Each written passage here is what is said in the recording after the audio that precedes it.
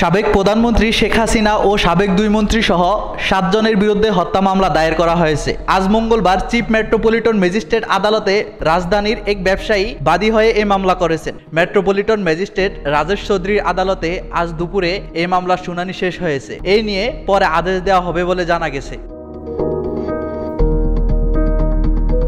আদালত সূত্রে জানা গেছে, গত ১৯ জুলাই ঢাকার মোহাম্মদপুরে পুলিশের গুলিতে মুদি দোকানদার আবু সাইদ নিহত হওয়ার ঘটনায় দায়ের করা একটি হত্যা মামলায় সাবেক প্রধানমন্ত্রী শেখ হাসিনা সহ ৭ জনকে আসামি করা হয়। সাবেক প্রধানমন্ত্রী ছাড়াও সাবেক সেতুমন্ত্রী ও আওয়ামী লীগের সাধারণ সম্পাদক ওবায়দুল কাদের, সাবেক স্বরাষ্ট্রমন্ত্রী আসাদুজ্জামান খান কামাল, সাবেক পুলিশের মহাপরিদর্শক আব্দুল্লাহ আল মামুন, যুগ্ম কমিশনার বিপ্লব কুমার সরকার, সাবেক ডিবি প্রধান হারুনুর রশিদ ও ডিএমপি কমিশনার হাবিবুর রহমানকে আসামি করা হয়েছে। এছাড়া অজ্ঞাত পুলিশ কর্মকর্তা ও পুলিশের সদস্য ও তৎকালীন সরকারের ঊর্ধ্বতন কর্মকর্তাদের অজ্ঞাতনামা হিসাবে মামলায় আসামি করা হয়েছে।